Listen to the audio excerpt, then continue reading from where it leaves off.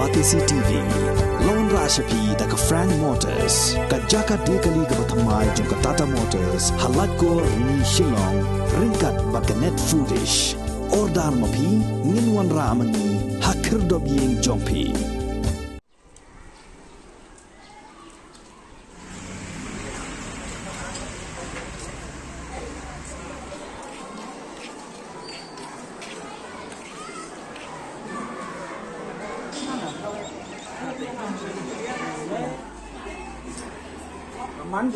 Ila sukumen bahan na school na marba katkum kajinglong jong kani ka perthai ba don uni coronavirus ting ila ya du jingkerben bahan na mar ngimpoy perkhatsu bagi kena kinang le bahan rengidas ngoten nak baha bagi ni arngut kilawan rak burom ya ka school kidon ki kena ru balaya le baha but kalau very unexpected performance na ki kena But ni lapha na class 10 san pusangut.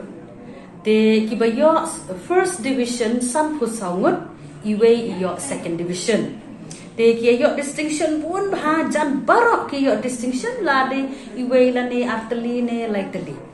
Na ka HSSLC pa ni pha san phun riungut. But na ki san phun riungut ni yo first division lai phukandai ngut. Second division Katsan ngut, but third division Arngut. Dan mano befel kia pass lut. Teka bot kamut babaro R group, but SSLC, but HSSLC kia pass lut. HSSLC Arts kia pass lut baro khay. Ngikwa ban ay kublay kerpang yakini ki kena baro san pusaw but san pun rew namar ka jing tray sitom jongki.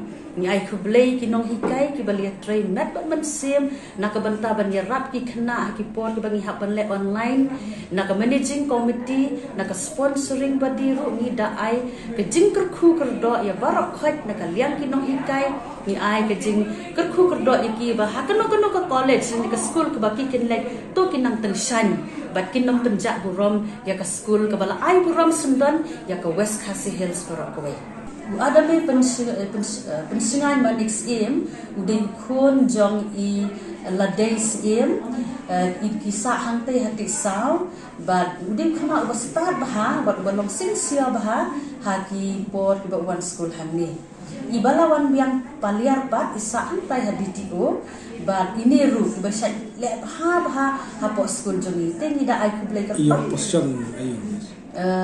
position kaba khat real ada me bat khat kandai i balawan dia